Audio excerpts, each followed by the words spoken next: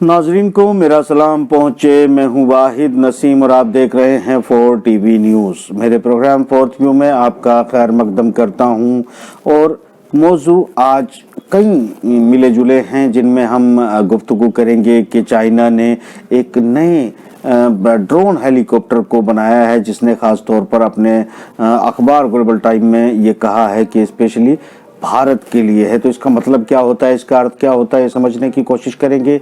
Saudi अरब की तरफ से इख्वानुल मुस्लिमीन के खिलाफ जो है वहाँ एक फतवा जारी हुआ है जिसमें उसे आतंकवादी घोषित कर दिया गया है। पूरी तरह से इख्वानुल मुस्लिमीन क्या है इस पर हल्की सी एक नज़र डालने की कोशिश करेंगे और इस पर आतंकवाद का फतवा लगाने का मतलब क्या है इस पर भी थोड़ी सी बात करेंगे। पोम्पियो पहुंचे थे इजराइल में नेतन्याहू के साथ मीटिंग की और जॉइंटली जो बयान जारी किया उसमें बहुत सारी ऐसी बातें हैं जिनको इजराइल को खुश करते हुए पोम्पियो नजर आ रहे हैं, जिससे शायद वो चाहते हैं कि इजराइल की जो डीप स्टेट है या फिर जो अमेरिका में एक असर और रसूख रखती है वो सब लॉबी ट्रंप को जीतने में मदद कर सकती है, शायद उसको खुश करते हुए नजर आ रहे हैं। और दूसरी तरफ आखिर में हम इस पर भी बात करेंगे कि ट्रंप ने जो एक दोबारा से रिपीट किया है कि नहीं मैं चुनाव जीता हुआ हूं।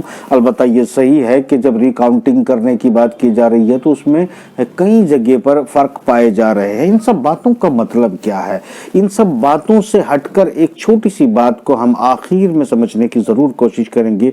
वो ये है कि द हिंदू ने एक खबर शाये की है। तो द हिंदू के हवाले से मैं आपको बताना चाहूंगा कि वो कहना चाहता है कि एनआरसी और सीएए की जो तैयारी है वो कंप्लीट की जा रही है और एनपीआर पहले आएगा। तो वो इसका मतलब ये है कि फिर से जो आंदोलन ख़त्म हुए थे कोविड-19 के वक्त वो कोविड-19 अब शायद ख़त्म हो रहा है तो फिर से एनआरसी आ सकती है, इस पर भी बात करेंगे। और एक चीज़ में और कोविड-19 से मुझे याद आया कि रशियन मीडिया ने इस बात को बड़ा जोर देकर रिपीट किया है कि जैसे ब्लूमबर्ग के जो एक फोरम था जिसमें हमारे प्रधानमंत्री नरेंद्र मोदी जी ने जोर देकर ये कहा था कि ये कोविड-19 जो आपदा है इसे हम अवसर मानकर चलें।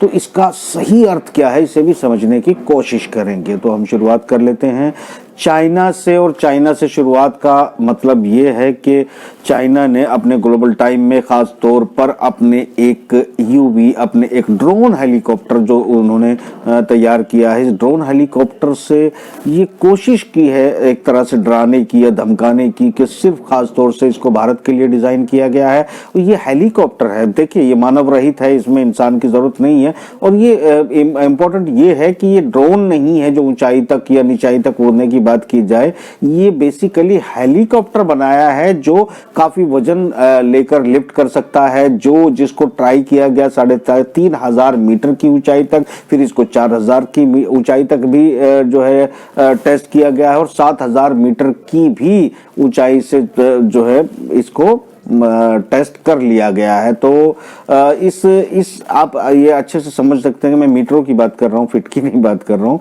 तो इसको एक तरह से चाइना ये कहने की कोशिश कर रहा है या दबाए जिस तरीके से अपने इलेक्ट्रोमैग्नेटिक वेपन्स या फिर माइक्रो जो हमले की बात की गई थी जिसको भारत ने पूरी तरह से नकारा है और मना किया है। भारतीय एक्सपर्ट्स ने भी कि ऐसा कुछ हो नहीं सकता। मुकम्मल तौर पर एक प्रोपोगंडा वार में जो है वो चाइना उतर गया है और चाइना का शायद ये जो फोटो भी आप देख रहे हैं ये प्रोपोगंडा भी हो सकता है और ये सच्चाई है कि नहीं ये तो नहीं जानता, मगर ग्लोबल टाइम में उन्होंने ये कहा है कि इसे खास तौर से भारत के लिए डिजाइन किया गया है। इसका मतलब साफ है कि भारत पर मानसिक प्रेशर बनाने के लिए, भारत का मोराल डाउन करने के लिए शायद इस तरह की कवायद की जा सकती है। मुझे नहीं लगता कि उस तरह की बातें मुझे करनी चाहिए, हालांकि मैं कर सकता हूं मैं भी हर तरह की बातें, मगर फिलहाल जो खबरें हैं हम उन्हीं पर बात कर लेते हैं, इनको हम छोड़ते हुए चलते हैं।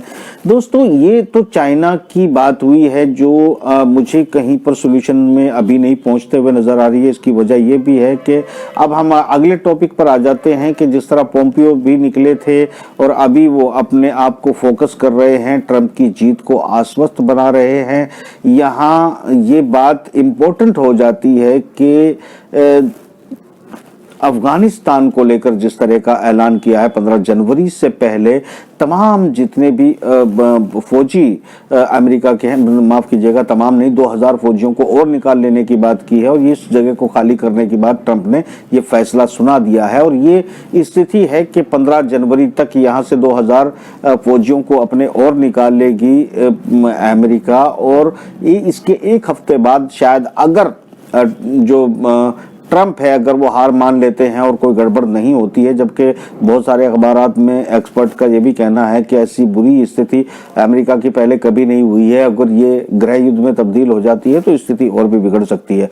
अलबत्ता जो काफी पैसे अपने वकील को देकर वो डेली ये आश्वस्त हो रहे हैं कि शायद वो चुनाव जीत सकते हैं और मुख्य प्रधानमंत्री पद, प्रेसिडेंट पद पर जो है बने रह सकते हैं, ये स्थिति जो है वो ट्रंप की तरफ से पेश की जा रही है। सबसे अलग बात थोड़ी सी यही है कि अब जिस तरीके से लगा पोम्पियो की तरफ से बयान, माफ कीजिएगा बाइडेन की तरफ से बयान आ गया था कि हमें फौजें नहीं निकालनी चाहिए, अभी अफगानिस्तान में बना रहना चाहिए, ईरान के साथ अपनी ट्रीटी को रिवाइज करना चाहिए या थोड़े संशोधन के साथ इजराइल को खुश करते हुए करना चाहिए, ये तमाम बातें उलझती हुई नजर आ रही हैं फिलहाल। चूंकि यहाँ ट्रंप जिस तरह का गेम खेल रहा है, और ट्रंप ने यहाँ दोस्तों एक बात और याद रखिएगा कि ट्रंप ने जिस तरह के हालात यूरोपियन यूनियन को लेकर, उनके डिस्प्यूट्स को लेकर, नाटो की पोजीशंस को लेकर, चाइना के साथ संबंधों को लेकर, और यहाँ जिस तरह की सूरत हाल नॉर्थ कोरिया को लेकर भी पैदा की है, ये इसको सुलटने में, क्योंकि कुछ उल्टी थी उनको सीधा कर दिया, जो सीधे थे उनको उल्टा कर दिया, यानी पेच फंसे हुए नजर आते थे अफगानिस्तान में और नॉर्थ कोरिया के साथ तनातनी दिखाई देती थी, वो उसको सोल्यूशन करते हुए अब आपने नॉर्थ कोरिया का बहुत दिनों से नाम तक नहीं सुना होगा, अफगानिस्तान से वो खला कर रहे हैं। और जहां पर शांति थी, यानी कि उल्टा वो रिवाइज लेकर चल रहा था किसी नीतियों को। नाटो के साथ जिस तरह से काम चल रहा था और जिस तरह से पर्यावरण को लेकर भी, पेरिस समझौते को लेकर बड़ी जोर शोर से काम चल रहा था पिछली सरकार में, इसने उसको पलट दिया है। बाइडेन फिर उसको रिवाइज करना चाहता है, पर अगर मैं तमाम कैलकुलेशन करता हूं तो बातें इतनी दूर पहुंच चुकी हैं कि शायद इसको रिवाइज करना बहुत आसान नहीं रहेगा। चाइना के साथ इस स्ट्रैटेजी में, चूंकि अमेरिका अपने अंदरूनी मामलों में उलझ गया है और इधर चाइना अपने व्यापार को बढ़ाते हुए, जिस तरह से अभी समिट खत्म किया है 15 देशों के साथ, उन्होंने अपनी ट्रीटियां की हैं, और जिस तरह से एक जो साइन है, जो मार्केट अप करने की सिचुएशन है, उसमें बहुत सारे देशों को चाइना नजर आने लगा है, इसमें कोई दो राय नहीं है।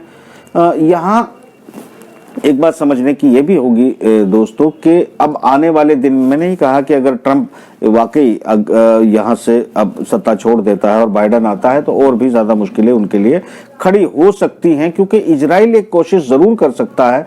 बहुत सारी पिछली जो जिस पार्टी से बाइडेन आते हैं उस पार्टी के प्रेसिडेंट्स जो पहले रहे हैं, उन्होंने इजराइल को सपोर्ट किया था कुछ ऐसी चीजों में, इजराइल के खिलाफ कुछ इस तरह की संधियां भी थी जिसमें फिलिस्तीन को लेकर जो एक्साइज ड्यूटीज थी वो थी, जिसमें मेड इन इजराइल लिखने या ना लिखने पर पाबंदियां थी। ये भी पोम्पियो इनको हल करने के लिए, यानी इजराइल के फेवर में तमाम माहौल को बनाने का वादा करते हुए वापस निकल गए हैं।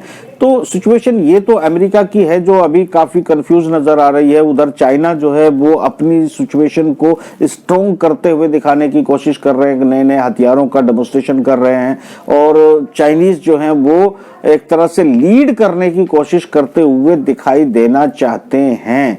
एक और मैं यहाँ पर मेरे ख्याल से बात करता चलूँ इसी के साथ साथ में कि अब हम अगले टॉपिक पर जाएं कि एक तरफ ये चल रहा था कि हम अफगानिस्तान, चाइना, इन सब को लेकर भी चल रहे थे। इधर तुर्की का जो खेल शुरू हुआ था, जहां पर इजराइल के पेट में एक सख्त दर्द हुआ है, जबकि वो अपने आप को अजरबैजान का दोस्त कहता है, अजरबैजान को हथियार भी सप्लाई करता है, मगर फिर भी उनका अपना जो अखबार है जिसे यरूशलेम पोस्ट के नाम से वो छापते हैं, उसमें काफ़ी उनके जो आर्टिकल्स मैंने आज नज़रसानी की है, जिसमें देखने की कोशिश की है कि उनके पेट में काफ़ी दर्द है इस बात का कि पुतिन ने जानबूझकर आर्मीनिया में हार को स्वीकार करने तक की पोजीशन को बनने दिया, तुर्की को डेमोस्ट्रेट करने दिया। ऐसा ही उसने लीबिया में किया।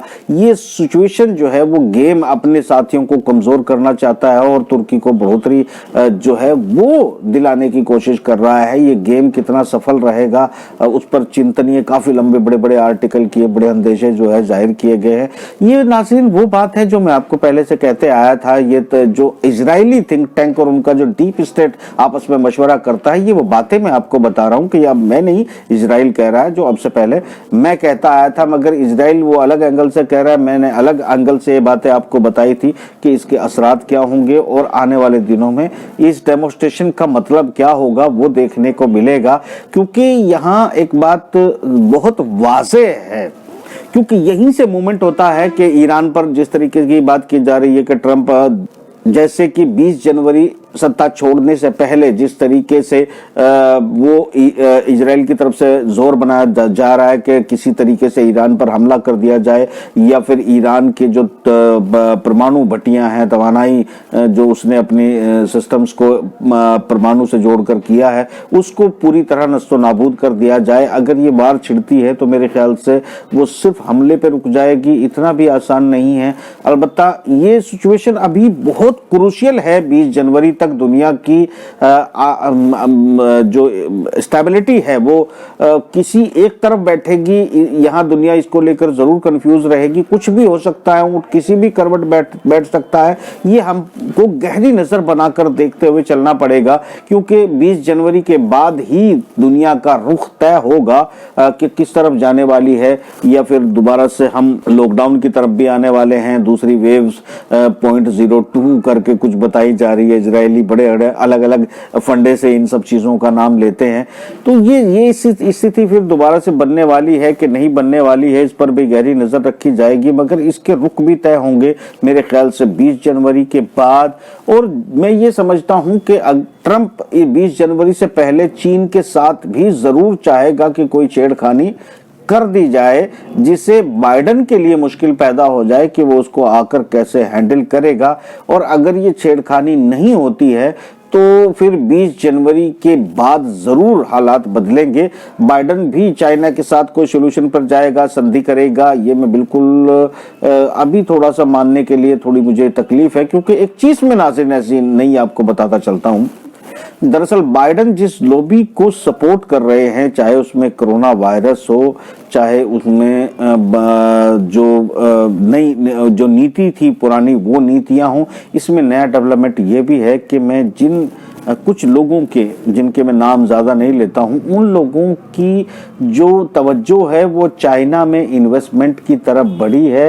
वो लोग चाइना के पार्टनर बन रहे हैं। शायद वो लोग जानते हैं कि आने वाले दिनों में अमेरिका की स्थिति खराब होने जाएगी या फिर हो जाएगी, और लीड दुनिया को अगर फाइनेंस के तौर पर करेगा तो वो चाइना करेगा, क्योंकि तेल की दुनिया खत्म हो जाएगी और फिर सस्ती एनर्जी के तौर पर, जिसको बैटरी या फिर दूसरी लिथियम या दूसरी चीजों से बनाए जाने वाली जो फ्यूल सिस्टम होगा दुनिया का, उसको चाइना भारी मात्रा में और लो कॉस्ट में प्रोड्यूस करेगा। दो ही तरीके उन गैमलर्स के हाथ में होंगे। वो चाहेंगे या तो चाइना को पूरी तरह से खत्म कर दिया जाए ताकि उनका कंपटीशन खत्म हो जाए, या फिर वो चाइना की उन कंपनियों में एज ए पार्टनर आ जाएं जो दुनिया में भारी मुनाफा कमाने वाली है। क्योंकि अगली दुनिया के पास जो ईंधन होगा, जो मतलब फ्यूल सिस्टम होगा, वो यकीनी तौर पर मैं भी ये मानता हूं कि चाइना उसको बहुत सस्ती कॉस्ट पर दुनिया को प्रोवाइड करेगा, और दुनिया की एनर्जी के स्रोत में मेरे ख्याल से 60 से 70% तक का जो हिस्सेदारी है वो चाइना ले सकता है। तो ये सिचुएशन को, वो जो 5-7 लोगों का मैं जिक्र करता हूं, नाम मत लिवाइए मुझसे, वो तेल में उन्हीं का स्टेक था, हथियारों में उन्हीं का स्टेक था, बाकी सब चीज वही प्ले कर रहे थे। वो एक तरह से अमेरिका की हुकूमत पर जो विदेश नीति तय करवाई जाती थी या डिले की जाती थी, उनका गहरा इन्वॉल्वमेंट रहता था। वो उनकी नजर चाइना के बाजार पर है, चाइना की तो प्रोडक्शन सिस्टम में अपनी हिस्सेदारी डालकर वो भारी मुनाफा कमाने के लिए कहीं ना कहीं चाइना के मफाद में अगर उन्होंने रुख मोड़ दिया तो फिर उसमें देर नहीं लगेगी कि फिर आप समझिएगा कि अमेरिका भारी घाटे में चला जाएगा, यूरोपियन यूनियन को सस्टेन करना मुश्किल हो जाएगा। जो तेल प्रोड्यूसर कंपनियां देश हैं, जो तेल प्रोड्यूसर देश हैं, उनकी अर्थव्यवस्थाओं में भारी गिरावट आएगी। फिर उनको अपने लिए रोजगार जुटाने के लिए काफी मुशक्कत करनी पड़ेगी, नई चीजों के साथ समझौते करने पड़ेंगे, अपनी माइनिंग, अपने खदानें खोलनी पड़ेंगी और फिर फार्मिंग के भी किसी न किसी नतीजे पर पहुंचना पड़ेगा। क्योंकि अगर उद्योग जगत में आज की तारीख में वो निकलना चाहते हैं तो उनको इसमें कॉम्पिटिट करने में मुश्किल इसलिए आएगी कि माफ कीजिएगा, जो मैंने आपको समझाया था, ये देखिए, मैं समझता हूं कि मेरी बात सिर्फ एक एपिसोड से समझना आसान नहीं है। मेरी जिन्होंने लंबी बातें सुनी हैं, जो जानते हैं कि मैं एक एक बात समझाते आया हूं, उनको कनेक्ट करने में आसानी रहती है। तो यहाँ ये बताना जरूरी है कि जो अरब देश थे या तेल प्रोड्यूसर्स देश थे, उनकी जो इकोनॉमी, उनके जो बाजार के रेट थे वो लगभग यूरोप से मैच करते थे। यानी जिस रेट में खाना पीना चीजें आपको यूरोप में मिलती है, अमेरिका में मिलती है, उसी रेट पर जो है वो सारी चीजें आपको इन देशों में भी उपलब्ध होती थी। हम अफ्रीका या एशिया बाजार, जहां पर डेवलपमेंट की भारी गुंजाइश है, यहाँ पर रेट में अगर हम जो कैलकुलेट करते हैं, हम यहाँ के लोगों की तनख्वाहें, यहाँ की मैन पावर की कॉस्ट और यहाँ की बहुत सारी चीजों की कॉस्ट, वो यूरोप और तेल प्रोड्यूसर मुल्कों से बिल्कुल मैच नहीं करती। मगर आने वाली एनर्जी पर अगर ये लोग कब्जा कर लेते हैं तो इनको अब उद्योग जगत में उतरना और लो कॉस्ट प्रोडक्शन करना मुश्किल लगता है। यानी आप कह सकते हैं कि अगली सदी पूरी तरह एशिया की है और अफ्रीका की तरफ शिफ्ट होती हुई नजर आएगी। जिन लोगों ने अभी तक अपने आप को विकसित घोषित किया था, अब वो सिर्फ युद्ध के जरिए ऐसे देशों को जो इस वक्त इस मार्केट को लीड करेंगे खत्म करने के सिवा कोई रास्ता नहीं है। मगर वो अब उन्हें खत्म कर पाएंगे कि नहीं कर पाएंगे, ये मामला बिल्कुल मुख्तलिफ हो जाता है। चूंकि मुझे लगता है कि ये 3 से 4 साल पहले इस सारे काम को कर देना चाहते थे, वो तमाम प्लान्स थे,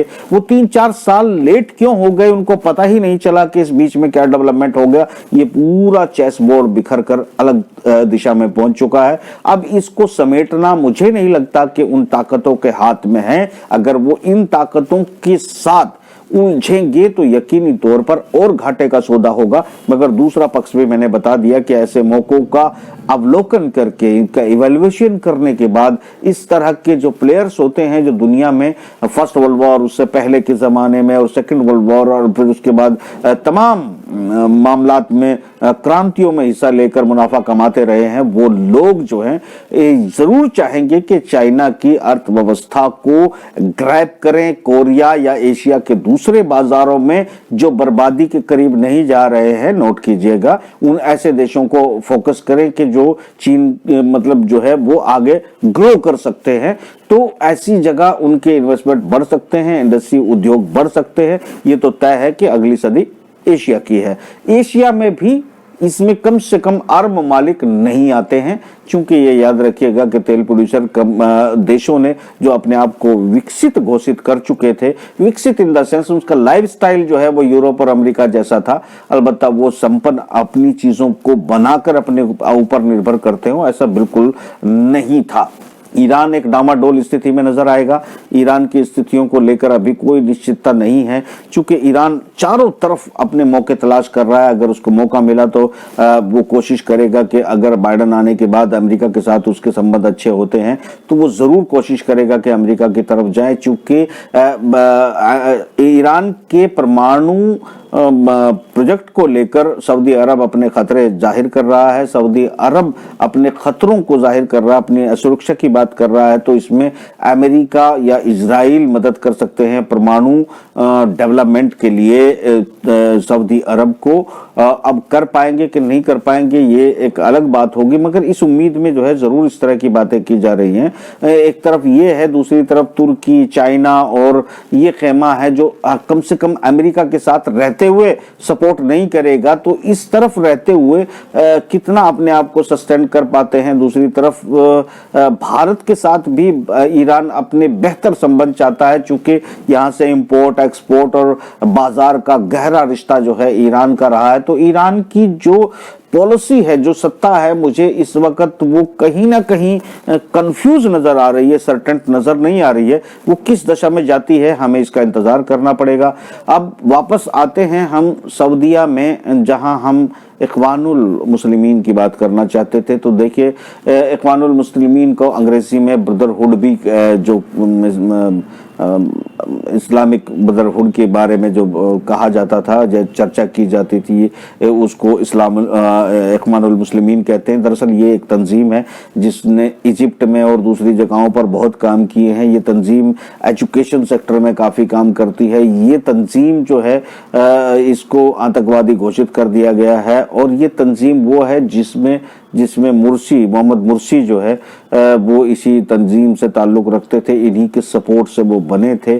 और मोहम्मद मुर्सी का इतिहास आप जानते हैं कि उनके साथ क्या हुआ, और मैं नहीं बताना चाहूँगा, ना इस कंट्रोवर्सी में बढ़ना चाहूँगा कि किसने उनको मरवाया, किसने सत्ता से हटवाया। जीतने के बाद भी उनको जो है सत्ता भी छोड़नी पड़ी और जान से भी हाथ धोना पड़ा। तो इख्वानुल मुस्लिमीन का जो मसलकों की तमाम मसलकों को एक साथ जोड़कर आगे चलकर मुस्लिम ताकत को बढ़ाने का जो एक प्लान है, उस प्लान को शूट नहीं करता सऊदी अरब को, शायद चाहे ईरान को भी नहीं करता होगा। तो इख्वानुल मुस्लिमीन जो है वो एक गठजोड़ बनाने वाली एजेंसी या फिर इसको एक संगठन कहा जा सकता है। तो इख्वानुल मुस्लिमीन को अब शायद जो है वो अलग थलग और आतंकवादी संगठन घोषित कर दिया गया है। तो इसका मतलब एक इशारा मिलता है कि माजी में भी जिस तरह से चलता रहा था, मुस्तकबिल में भी इसी तरह मुसलमान जो एक मसलक होने की बात करें, जब मसलकों को भूलकर इकट्ठा एक प्लेटफॉर्म पर आने की बात की जाए, ये एक ख्वाब ही बना रहेगा। इसके सबूत मिलना शुरू हो गए हैं, और मसलक जो है वो अपने रंग बदलेंगे, अपने निज़ाम बदलेंगे, अपनी सूरतें बदलेंगे, मगर उसके बाद भी मसलक ही रहेंगे, और मसलकों के फॉलोवर मसलक ही रहेंगे, वही फॉलोवर ही रहेंगे। वो रहे ना रहे मुझे इससे फ़र्क नहीं पड़ता है। ना ही मैं किसी का बदलने जा रहा हूँ, ना ही मैं किसी से खुशामद कर रहा हूँ, ना ही मैं रिक्वेस्ट कर रहा हूँ। मेरा अपना कोई मसलक नहीं है, ये वाज़ह है। चलिए हम आगे आ जाते हैं सीधे अपने भारतीय प्रधानमंत्री नरेंद्र मोदी जी की उस बात पर जिसको लेकर ये बात कही, मैंने कहा रशियन मीडिया में जिस तरीके से एक शब्द को उठाया गया, इस शब्द का असल मतलब क्या है। ये शब्द उन्होंने जानबूझकर इस अंदाज में कि बहुत ज़्यादा पिंच भी ना करे, बहुत ज़्यादा संबंध भी खराब ना हो, मगर इसको ये इस तरीके से लेना कि कहीं ना कहीं पॉइंट आउट कराया जाए दुनिया को कि भारतीय प्रधानमंत्री कह रहे हैं कि ये आपदा नहीं, कोविड-19 ये एक अवसर है, और इसको अवसर के रूप में लेकर हमको आगे बढ़ना चाहिए। तो ये अब जब बुद्धिजीविता से काम लिया जाता है या इंटेलेक्चुअल्स के लिए जो बात कही जाती है, तो इसमें से जो लेखन होते हैं, जो मतलब अब वो भारत में कल्चर चला गया है कि वो बुद्धिजीवी कभी लिखा करते थे और इन बातों को समझ के समझाने की कोशिश किया करते थे। वो तो उसकी डेथ हो चुकी है हिंदुस्तान में, अब वो उस तरह की कलम उठ ही नहीं सकती, उनकी इंक खत्म हो गई है या कर दी गई है। अलबत्ता ये ज़रूर है कि इस बात का अर्थ ये होता है कि इतनी अमानवीय बात, इसको अगर अर्थ निकालोगे तो ऐसा होगा कि एक तरफ लाखों लोग कोविड-19 से मर रहे हैं और उसको एक आदमी, ये एक इंसान ये कहे कि ये अवसर है, तो मुझे लगता है कि ये बात किस लेवल पर लेके जाती है, किस दिशा में लेके जाती है, किस सोच को दर्शाती है, ये बात सोचने लायक हो जाती है। और यही बात फिर एनआरसी सीए बनकर वापस आती है, जो फिर से एक बात का इशारा कर रही है। अगर ये सच है, द हिंदू अगर ये सच लिख रहा है कि ये कंप्लीट कर ली गई है और बाजार में फिर से दोबारा से इस माहौल को लाया जाने वाला है, तो एक तरफ सीमाओं को लेकर जो है जो विवाद चल रहे हैं वो आपके सामने है। दूसरी तरफ बहुत सारे जो सोशल मीडिया और मीडिया के ऊपर और सरकारों के जिस तरह लव जिहाद और दूसरी चीज़ों को लेकर कवानीन बनाए जा रहे हैं, वो तमाम चीज़ें इशारा कर रही हैं कि शायद अगर ये सब कुछ हो रहा है तो इजराइल जैसा दोस्त पाने के बाद और इजराइल जैसे दोस्त को मुस्लिम बहुत सारे मुल्कों के दोस्त हो जाने के बाद और उनकी तरफ से कोई भी आवाज़ न उठाने के बाद साफ तौर पर हो जाता है कि हिंदुस्तान का मुस्लिम एक अनाथ है और वो न सरकार उसकी रही, न सरकार में साझेदार रहे, न उनके लीडर रहे, न नेता रहे। इनको पूरी तरह से इतना मजबूर किया जा सकता है जिस तरह मैं बोलना नहीं चाहूँगा। बहुत सारे फोटो छपते रहते हैं, उनको आप देख चुके हैं। लोग बाग जो है वो पोलैंड की भी याद दिलाते हैं और जर्मनी की भी याद दिलाते हैं। अगर ये सब कुछ हो सकता है और इस तरफ जा रही है हिंदुस्तान की स्थितियाँ, तो ये अच्छी बात नहीं है। और आपदा में अवसर भी बहुत अच्छी बात नहीं है। आपदा है, हमें उसे निपटाकर उसे सॉल्यूशन करके लोगों की मदद करके गरीब मजबूरों और सभी लोगों का हक उनको देने के बाद हम ज़रूर देश के लिए बेहतर अवसर बाद में बना सकते हैं। मगर लोगों की लाशों को हम अवसर कहें, इतने मतलब कम से कम मैं ये बात नहीं कह सकता और मैं इसको सपोर्ट भी नहीं करता हूँ। अलबत्ता आप सपोर्ट करते हैं तो आप खुशी से रहें, क्योंकि हर तरह के लोग पाए जाते हैं। हमने वो भी देखे लोग हैं जो यही इजरायली जब छोटे छोटे बच्चों पर बम बरसाते थे तो ऊंचाई पर अपनी कुर्सी बिछाकर पॉपकॉर्न खाते थे और अपने आप को मानवतावादी कहते थे। तो बहुत सारे लोग ऐसे भी हैं जो बहुत ही मानवतावादी हैं और बस मानवों को पैरों के नीचे कुचलकर उनकी लाशों पर डांस करके अपने आप को मानवतावादी कहते हैं। तो ठीक है, मजबूरियां होती हैं। कई बार आपने देखे होंगे कि जब वो पिंजरे के अंदर जब पालकर उनको चिकन को तैयार किया जाता है तो चिकन कुछ भी नहीं कर सकता, जो करना होता है कसाई नहीं करना होता है। खैर फिलहाल जो भी अल्लाह बेहतर जाने, अल्लाह बेहतर करेगा। जो भी करने वाला है वो अब वो कसाई को देखे या चिकन को देखे, ये तो उसकी अपनी हुकूमत है। पर ऊपर वाले की, मेरा काम तो सिर्फ जो है बातों को पॉइंट आउट करना और आपको ये याद दिलाना कि सोना नहीं, जागते रहना। फिलहाल मुझे इजाज़त दे देना। इंशाल्लाह जिंदा रहे तो कल फिर मुलाकात होगी। खुदा हाफिज।